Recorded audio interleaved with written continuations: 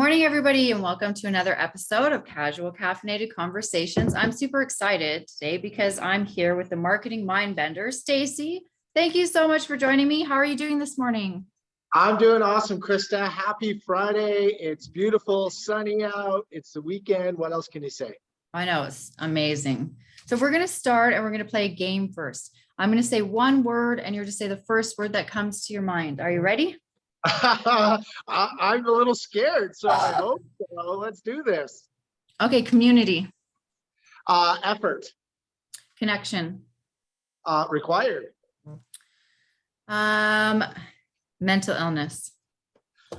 Difficult. Mental wellness. Misunderstood. Travel. Oh man, you got me stuck there. Travel is what's the word I'm thinking of? I have it. It's on my tongue. The first one is I have it on the tip of my tongue. It is therapeutic. Travel therapeutic. That's awesome. Perfect. Okay, so the next question is a one-word answer. Okay. Why is mental health and wellness such a hard, scary topic to talk about? Because most people don't understand that a lot of people have that issue. One word answer. Start again. Go. Why is mental health? This is tricky. Why is mental health a hard, scary topic to talk about? One word. Misunderstanding. Thank you. So this is the funniest question because nobody has answered the same. The answers have been from anywhere from society to stigma and it just keeps growing. So I just love this. This one can be a long answer. Okay. Long answer. Okay. Long answer. How can someone ask for help when they don't know how? Man, if we had a short or a long answer for that, we wouldn't be having a discussion about this today. Yeah. So how can somebody ask for help when they don't know how? Realistically, it's so hard because to overtly ask for help is the tough part. So, right. So if somebody doesn't know how to ask for help, leave clues. Right? Success leaves clues.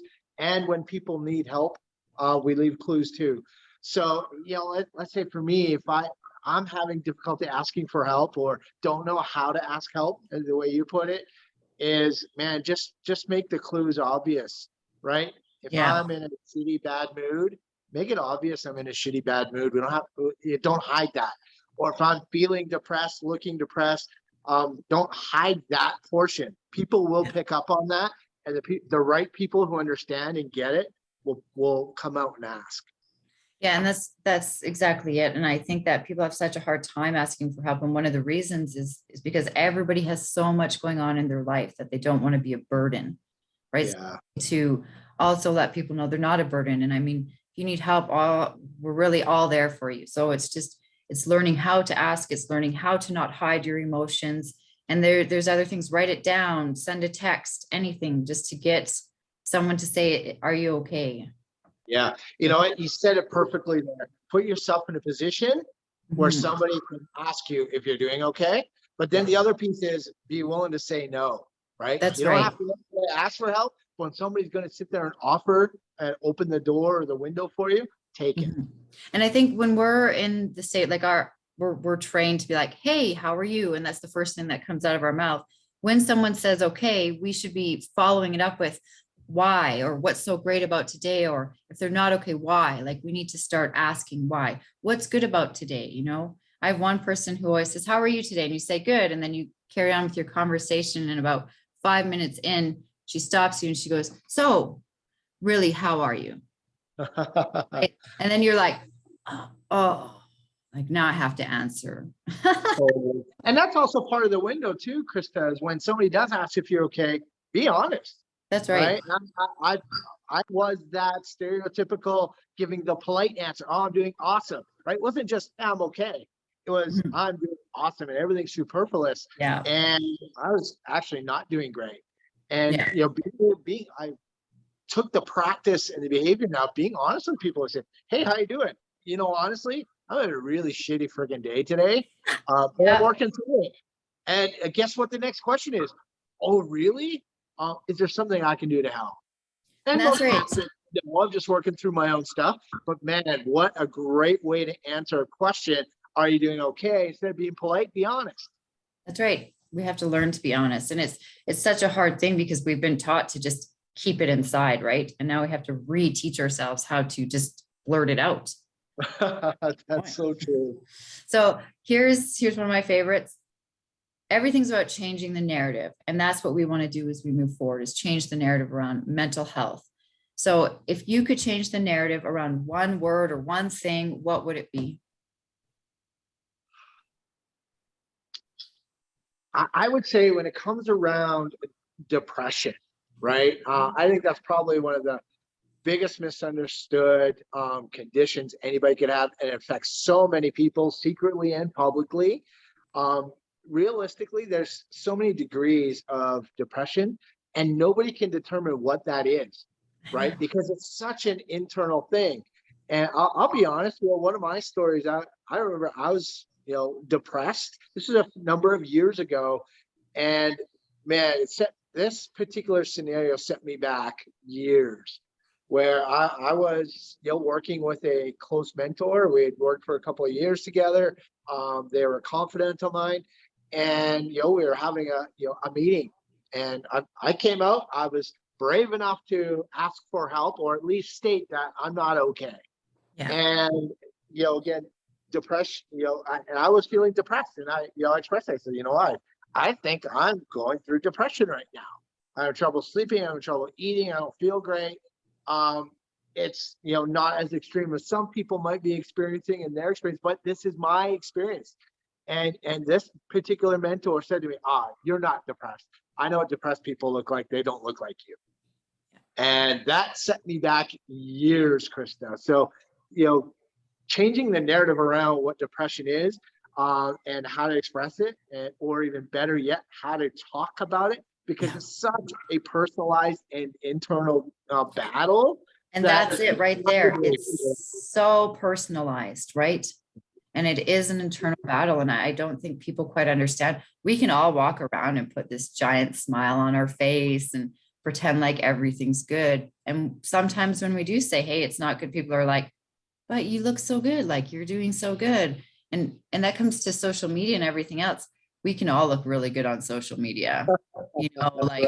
Like your business can look like it's doing great. You can, but we don't know what's behind the screen. And when someone is down and they finally say it, instead of saying, we should be saying, how can I help? Or what do you need? Or do I have permission to ask you what you're really feeling? Like, yeah, we have lots of learning to do. No question. And when you look at some celebrities that we've lost over the last few years, right? Anthony Bourdain, Robin Williams, to name a few. Robin Williams looked like one of the happiest people on the planet. Long term of well-known battles with depression and mental illness. But when we lost Robin Williams, that was 100% unpredictable. So you're right. We can put this front on, in social media, in front and behind cameras, in public. But what's going on deeper is that's the narrative we need to change around the topic of depression. Yeah, I totally agree. And we also have to realize that when people are fighting depression, they aren't their depression. They aren't their mental health. They aren't their mental illness. It's just like cancer. You're not your cancer. You're still you. Yeah. So we need to take the judgment away from it as well. It's such a big topic that we really have so much to do. It is. And if I could sum that up in one phrase, is, depression is not who you are. It's just how you feel. Yeah. And just like you can also change who you are, you can also change how you feel. Yes. It's a journey, and it takes work to do that, but that's the light. And for anybody who is dealing with mental illness, depression, or variations of all of these, we all need to recognize that it is part of an experience. And when we look back on it, experiences aren't inherently good or bad. They're just what they are. And we are not some of those. They're just how we feel, and we can change how we feel. So. Yeah. And I totally agree. And we can get help. There's lots of help out there, and we need to learn to lean on our communities. Last question. My word for the year is action. What is your word for the year? Endurance. Why? You know, because everything that's worthwhile takes work, effort, motivation, and consistency, persistence, all of those words. But why the endurance is the word? Because, you know, we can be motivated for a certain period of time, right? And then eventually that motivation wears away. Then willpower needs to take over.